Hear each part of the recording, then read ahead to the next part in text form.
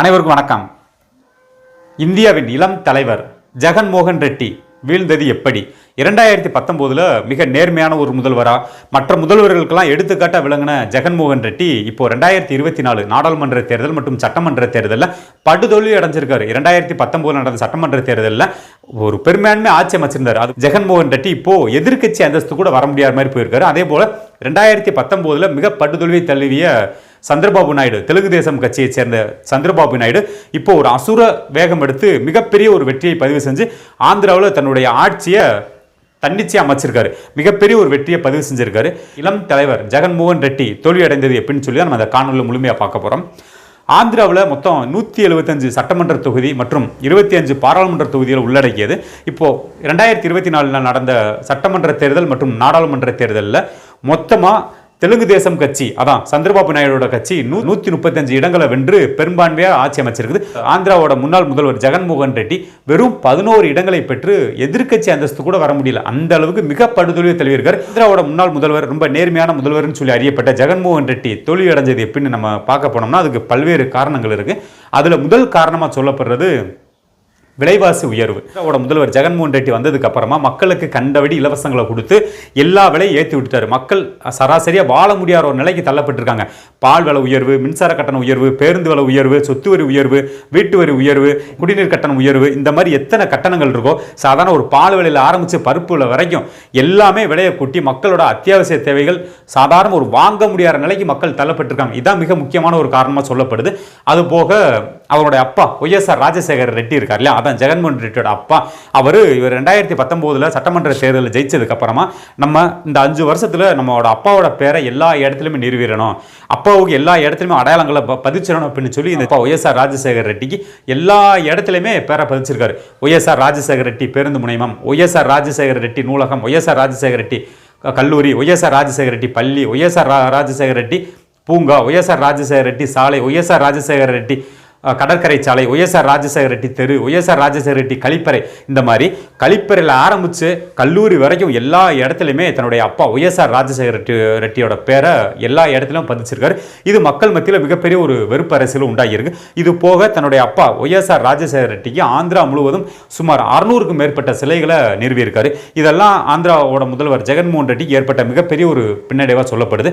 அது போக இப்போ முன்னாள் முதல்வர் சந்திரபாபு நாயுடுவை காரணமே இல்லாமல் ஒரு பொய் வழக்கில் தூக்கி கிட்டத்தட்ட ஒரு 50 நாட்களுக்கு மேலே தூக்கி சிறையில் போட்டார். 50 நாட்களுக்கு மேலே தூக்கி சிறையில் போட்டு அதே சந்திரபாபு நாயுடு ஜாமீனில் வெளியில் வந்து சட்டப்பேரவைக்கு போகும்போது இந்த ஜெகன்மோகன் ரெட்டி அவரை ஏளனமாக பேசுறது, அவரோட குடும்பத்தை ஏளனமாக பேசுறது, இந்த மாதிரி ரொம்ப தரக்குறைவான வார்த்தைகளை பேசுனதுக்கு சந்திரபாபு நாயுடு அந்த சட்டப்பேரவையில் உட்காந்து அழுதார். இந்த சம்பவங்கள்லாம் ஆந்திரா முழுவதும் மிகப்பெரிய ஒரு எதிர்ப்பலைகளை ஜெகன்மோகன் ரெட்டிக்கு உருவானது. இந்த ஆந்திராவோட முதல்வர் ஜெகன்மோகன் ரெட்டி தன்னை எதிர்த்து யாராவது ஒரு ஆள் பேசிட்டா போதும் உடனே தூக்கி ஜெயிலில் போட்டுறது. தன்னை எதிர்த்து யாராவது ஒரு மீம்ஸ் போட்டால் போதும் தன்னுடைய அமைச்சர்கள், தன்னுடைய எம்எல்ஏக்களை, தன்னுடைய அப்பா ஒய்எஸ்ஆர் ராஜசேகர ரெட்டி எதிர்த்து யாவது மீம்ஸோ இல்லை ஒரு கருத்துக்களை ஏதோ ஒன்று சமூக வலைதளங்களை பதிவிட்டா உடனே தூக்கி ஜெயிலில் போட்டுறது.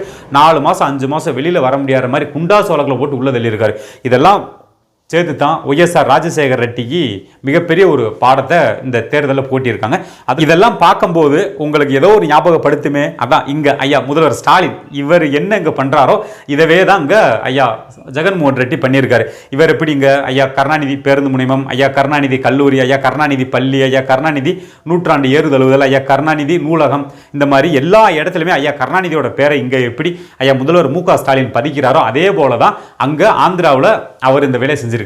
அங்க எப்படி மக்கள் வாழ முடியாத சூழ்நிலைக்கு அங்க பால் விலை உயர்வு, மின்சார கட்டண உயர்வு, சொத்து வரி உயர்வு, உயர்வு, அரிசி விலை உயர்வுல அங்க எப்படி எல்லாமே மக்கள் வாழ முடியாத நிலைக்கு தள்ளப்பட்டிருக்காங்களோ அதே போலதான் அங்க ஐயா முதல்வர் மு க ஸ்டாலினோட ஆட்சியில சொத்து வரி உயர்வு, மின் கட்டணம் உயர்வு, பால் விலை உயர்வு, அரிசி விலை உயர்வு, பருப்பு விலை உயர்வு, பெட்ரோல் டீசல் விலை உயர்வு, இந்த மாதிரி எல்லாமே மக்கள் வாழ முடியாத நிலைக்கு இங்கேயும் தள்ளப்பட்டிருக்காங்க.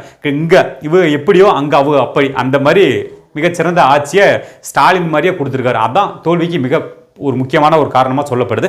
ஆந்திராவில் இருந்து போய் வெளிநாட்டில் வேலை பார்க்கக்கூடிய ஐடி ஊழியர்கள் கிட்டத்தட்ட ஒரு 50,000க்கும் மேற்பட்ட ஊழியர்கள் ஜெகன்மோகன் ரெட்டி எப்படி காலி பண்ணி ஆகணும், ஆந்திராவில் ஜெகன்மோகன் ரெட்டியை தோற்கடிச்சு ஆகணும்னு சொல்லி தான் சொந்த காசை ஃப்ளைட்டுக்கு போட்டு இங்கே ஆந்திராவில் சந்திரபாபு நாயுடுக்கு ஆதரவாக 2 மாதம் கட்சி வேலை பார்த்துருக்காங்க. எப்படியா இந்த முறை சந்திரபாபு நாயுடு ஜெயிக்க வச்சே ஆகணும், ஜெகன்மோகன் ரெட்டி தோக்க வச்சே ஆகணும், ஆந்திராவில் அரசியல் மாற்றம் ஏற்பட்டே ஆகணும்னு சொல்லி கங்கான கட்டி வேலை பார்த்துருக்காங்க அந்த ஐடி ஊழியர்கள். சொந்த காசை பல லட்சக்கணக்கான ரூபாய்களை செலவிட்டு வந்து ஒரு ஓட்டை போடுறதுக்கு பல லட்சக்கணக்கான இளைஞர்கள் வந்திருக்காங்க. அந்த அளவுக்கு ஒரு ஜெகன்மோகன் ரெட்டியை காலி பண்ணணும் அப்படின்னு ஒரு கங்காணம் கட்டிக்கிட்டு சுற்றிருக்காங்க மொத்த ஆந்திராவுமே. அந்த அளவுக்கு ஒரு மட்டமான அரசியல் செஞ்சவர் தான் இந்த ஜெகன்மோகன் ரெட்டி. அது போக ஜெகன்மோகன் ரெட்டி தோத்ததுக்கு அப்புறம் சொல்லியிருக்காராம், நம்ம குடும்ப பெண்களுக்கெல்லாம் ஒவ்வொரு குடும்பத்துக்குமே வருஷத்துக்கு 15,000 உதவித்தொகை கொடுத்தோம், 50 லட்சம் பெண்களுக்கு கொடுத்தோம், 5 வருஷமா கொடுத்துருக்கோம், இந்த 50 லட்சம் பெண்கள் கூட நமக்கு ஓட்டு போடலைன்னு சொல்லி இப்போ கேள்வி எழுப்பியிருக்காரு. இங்கே எப்படி ஐயா மு.க. ஸ்டாலின் வந்து பெண்களுக்கு மகளிர் உரிமை தொகை கொடுக்காரு இல்லையா, மகளிர் உரிமை தொகை, அதே போல் அங்கே அவங்க வருஷத்துக்கு 15,000 மகளிர் உரிமை தொகை கொடுத்துருக்காங்க. சுந்தரபாண்டி படத்தில் சொல்லுவாங்க இல்லையா, இங்கே எப்படியோ அங்கே அப்படிங்கிறது மாதிரி மிகச்சிறந்த ஆட்சியை ஜெகன்மோகன் ரெட்டி கொடுத்துருக்காரு. ஜெகன்மோகன் ரெட்டியோட ஆட்சியில் ஊழல்கள் எங்கே பார்த்தாலும் ஊழல். இதே நம்ம நடிகை ரோஜா இருக்காங்க இல்லையா, முன்னாள் எம்பி, ஒய்எஸ்ஆர் காங்கிரஸோட முன்னாள் எம்பி நடிகை ரோஜா வந்து அங்கே ஆந்திராவில் ஒரு நிறுவனம், இந்த ஜாக்கிங்கிற ஒரு நிறுவனம், நம்ம இந்த உள்ளாடைகள் போகிறோம் இல்லையா, அந்த பனியன் ஜட்டி, அந்த நிறுவனத்தில் போய் அடிக்கடி போய் லஞ்சம் வாங்குறது, பணம் கேட்கறது, தொடர்ச்சியாக கமிஷன் வாங்குறது, கரப்ஷன் பண்ணுறது, இந்த மாதிரியான நடவடிக்கைகளை தொடர்ச்சி அந்த ஒய்எஸ்ஆர் காங்கிரஸ் ஈடுபட்டதுனால அந்த ஜாக்கி நிறுவனத்தில் சற்றேறக்கூடிய 4,000-5,000 தொழிலாளர்கள் வேலை பார்த்துருக்காங்க.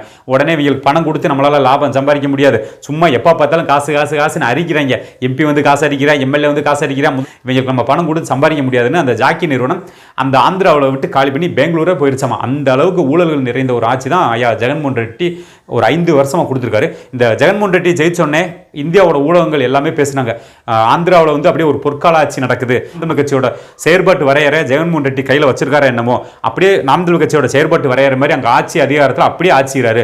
அந்த தலைநகரங்களை 5 தலைநகராக பிரித்ததுலேருந்து, அந்த முதல்வர்களோட பதவியை 5 முதல்வர் துணை முதல்வர் போட்டு அந்த அதிகாரங்களை பிரித்து கொடுத்ததுலேருந்து, அவர் ஆரம்பத்தில் ஆட்சியெல்லாம் செஞ்சு மிகச்சிறப்பான ஒரு ஆட்சி. அதுபோக தன்னுடைய ஏழை மக்களுக்கு ₹1 1 கோடி வரைக்கும் என்னுடைய அரசு இலவசமாக வைத்தியம் பார்க்கும் அப்படின்னு சொல்லி அறிவிச்சதுலேருந்து, அந்த கல்வி நிலையங்களை மேம்படுத்தினதுலேருந்து ஐயா ஜெகன்மோகன் ரெட்டி நல்லா ஆகச்சிறந்த ஆட்சி செஞ்சார். ஆனால் ஆகச்சிறந்த ஆட்சி செஞ்சும் தன்னுடைய நிர்வாக திறனின்மையால் தன்னுடைய அப்பா ஒய்எஸ்ஆர் ராஜசேகர ரெட்டிக்கு பல நினைவிடங்கள் அமைச்சது. இப்போது தொடர்ச்சியாக அந்த கடந்த ஒரு 3-4 வருஷமாக ஒய்எஸ்ஆர் ராஜசேகர ரெட்டிக்கு எதிராகவோ இல்லை ஜெகன்மோகன் ரெட்டிக்கு எதிராகவோ யாரோ மீம்ஸ் போட்டால் தூக்கி ஜெயிலில் போகிறது வந்து இந்த மாதிரி வேலைகளை தொடர்ச்சியாக பார்த்ததுனால தான் இப்போ ஒய்எஸ்ஆர் காங்கிரஸ் வந்து படுதோல்விக்கு தள்ளப்பட்டிருக்குது. 175 சட்டமன்ற தொகுதிகளை உள்ளடக்கிய இந்த ஆந்திராவில் வெறும் 11 இடங்களை பெற்று எதிர்கட்சி அந்தஸ்து கூட வர முடியாமல் போயிருக்கு. அது மட்டும் இல்லை, இந்த ஜெகன்மோகன் ரெட்டியை தோக்கடிக்கிறதுக்கு ஒட்டுமொத்த நடிகர் பட்டாலுமே திரண்டு வந்திருக்கு. இப்போ இந்த சந்திரபாபு நாயுடு வந்து ஐயா ஜெகன்மோகன் ரெட்டி 50 நாள் ஜெயிலுக்குள்ள தரணும் இல்லையா, அந்த 50 நாள் ஜெயிலுக்குள்ள தரனப்போ பவன் கல்யாண் ஒரு நடிகர், மிகப்பெரிய ஒரு சூப்பர் ஸ்டார், அவர் அந்த சந்திரபாபு நாயுடுவை பார்க்க போறாரு. ஆனால் ஜெகன்மோகன் ரெட்டி மறுத்துறாரு. அவர் வந்து ரோடு வழியாக ஒரு தடை போட்டுதார், ரோடில் சேலம் போகக்கூடாது ஜெயிலுக்கு அப்படின்னு. அப்புறம் வானூர்தி வழியாக, அதாவது இந்த ஹெலிகாப்டர் மூலமாக போகிறாரு, அதுக்கும் ஹெலிபேட்டுக்கு தடை போட்டுறாரு. இந்த மாதிரி தொடர்ச்சியான ஒரு அடக்குமுறைகளை அந்த பவன் கல்யாண் மேலே செலுத்தவும் பவன் கல்யாண் வந்து தன்னுடைய அதிகாரம், தன்னுடைய ஒரு செல்வாக்கை நிரூபித்து மிகப்பெரிய ஒரு கூட்டத்தை கூட்டி போய் ஜெயிலில் போய் சந்திரபாபு நாயுடுவை சந்திக்கிறாரு.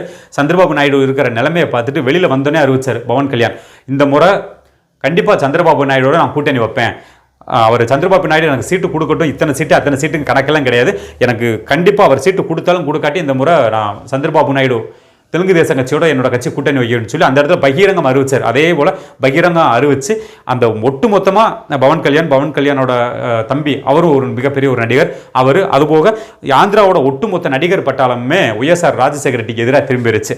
ஒட்டுமொத்த நடிகர் பட்டாளம், ஒட்டுமொத்த பாடகர்கள், ஒட்டுமொத்த இயக்குநர்கள், ஒட்டுமொத்த இந்த திரை பிரபலமுமே தெலுங்கு தேசம் கட்சிக்கு ஆதரவாக வாக்கு சேகரிக்க ஆரம்பிச்சிட்டாங்க. வெளிநாட்டிலேருந்து வந்த ஒரு 50,000 ஐடி ஊழியர்கள் இந்த தெலுங்கு தேசம் கட்சிக்கு ஆதரவாக வாக்கு சேகரிக்க ஆரம்பிச்சிட்டாங்க.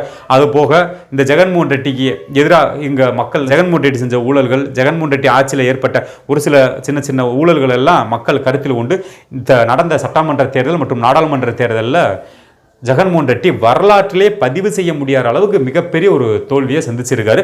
அதுபோக ஆந்திராவோட எதிர்க்கட்சி அந்தஸ்து கூட வர முடியாத ஒரு சூழ்நிலையில் ஜெகன்மோகன் ரெட்டி தள்ளப்பட்டிருக்காருன்னா இதுதான் ஒரு மோசமான ஒரு நிதி நிர்வாகம் தான், மோசமான ஒரு மேலாண்மை நிர்வாகம் தான் முக்கியமான ஒரு காரணம்.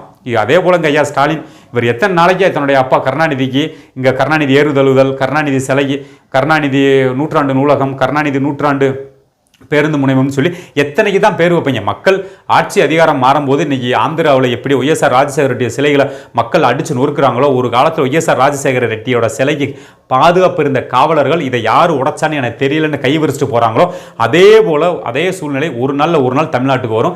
இங்கே எப்படி ஐயா கருணாநிதிக்கு எல்லா இடத்துலையும் நீங்கள் பேரை வச்சுருக்கீங்களோ, ஐயா கருணாநிதிக்கு எப்படி எல்லா இடத்துலையுமே சிலை வச்சுருக்கீங்களோ, அந்த ஆந்திராவில் இன்னைக்கு ஏற்பட்ட சூழ்நிலை ஒரு நாள் கண்டிப்பாக தமிழ்நாட்டுக்கு ஏற்படும் அப்படிங்கிறதுல எந்தவித ஒரு மாற்று கருத்தும் இல்லை. இதை இதை ஐயா முதல்வர் மு க ஸ்டாலின் கருத்தில் வச்சுக்கிட்டு ஆட்சி செய்யணும். நன்றி.